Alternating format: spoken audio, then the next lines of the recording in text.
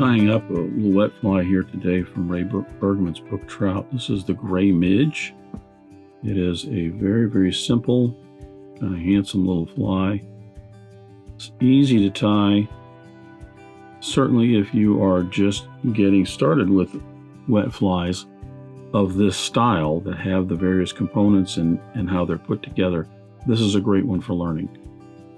Because there's no tag on it, no rib on it, so it's just a mallard flank wing, which is easy to get. Gray hackle for the throat. You can, when you're learning a lot of these things, sometimes you're all thumbs and they don't come out as good as you like, but at the same time, they'll still catch fish. And then just keep tying more and more till you get your skills down. But this is a handsome little fly. That's the Gray Midge. I get started tying.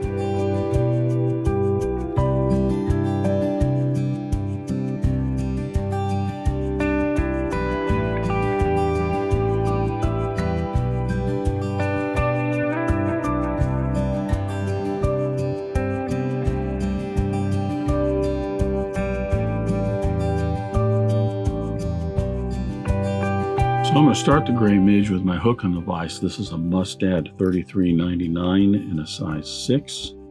Go ahead and debarb the hook there. And I'm going to attach my thread. I'm going to attach a Danville 6/0 white because we have a red floss body on this. I don't want to darken it up.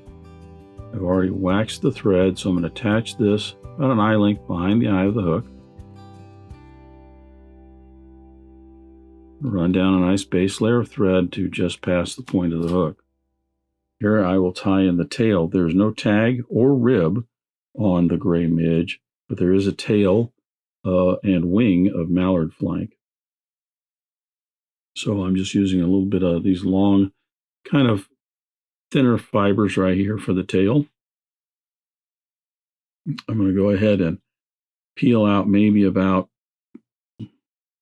half a dozen to 10. Doesn't have to be real thick. Measure those a shank length long. I'll tie those in and keep advancing my thread down the hook shank to just to the bend. I can trim away the excess here to make certain that that is the length of the body.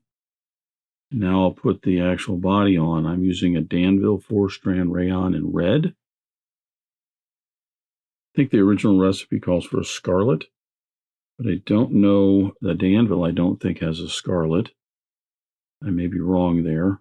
And I don't know of anybody with silk that has a colored scarlet. I think the scarlet's just a little bit brighter than the red that is used today. But we are going to go with just this red, and it will suit our purposes.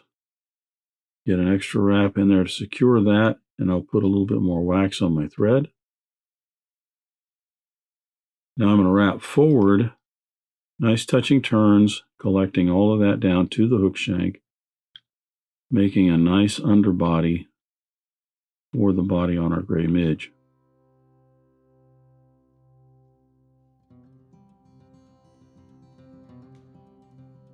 Now I can apply the floss.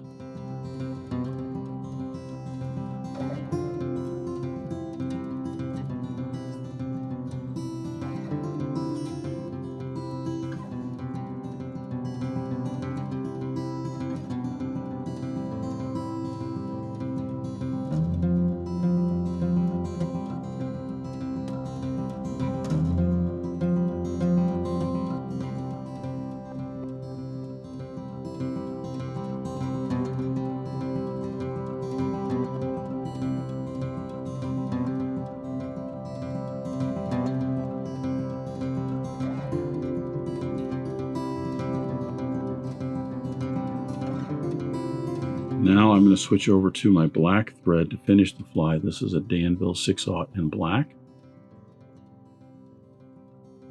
I've already waxed the thread. Just going to attach this right behind the eye of the hook, wrapping backwards on top of the white, catch it in.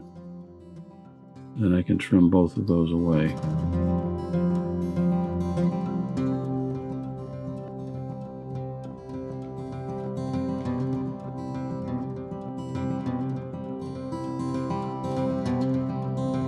throat on the Gray Midge is just a gray hackle, not a collar, from what I can tell. I think it is just a throat. I've got some gray hen here cape that I'm going to use. And again, I'm just going to select, I would say there's, I don't know, counting wise, I don't know, maybe about 3/8 of an inch along the rachis of this feather. Get the tips evened. I'm going to peel those off. Then I'll bunch those together for my throat. I'm going to measure those so they're just past the point of the hook, somewhere about to the barb. That way when they flare in just a second, they will be down to just about the point of the hook.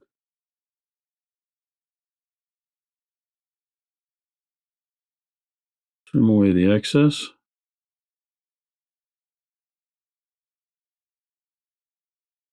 And give my bobbin a clockwise twist. You'll notice the thread was separating a little bit there somewhere. It must have untwisted. And clean that space up for the wing. The wing is also mallard flank. So I've got just a natural mallard flank here. I've already prepped this one. I like to select ones that are fairly flat on the ends here. I'm going to trim out the rachis and these barbs here, because then I will fold these together to create my wing.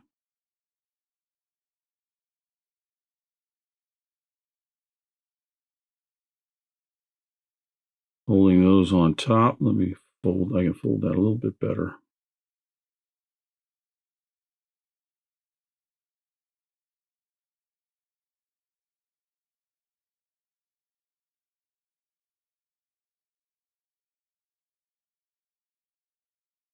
Sometimes these feathers can be just a little bit fiddly in terms of getting them to fold together just right. With the tail, the wing to go back to about the bend of the hook. As well as when you secure them down here, sometimes they can kind of move around on you a little bit. Just get kind of hinky. I don't think it's hugely important, because once again, as this is swimming in the water, a lot of that, the barbs will all separate and kind of flow separate, but they'll all be swept down. So it isn't like it, in the water presents to the fish this wonderful, nice, pretty wing. I'm going to clean up the head space here. Flatten my thread, put in my whip finish, a little bit of head cement. Secure all that. I'll come back and I'll put a couple coats of black lacquer on that to give us a nice, handsome little shiny head on this Gray Midge, and we'll be all done.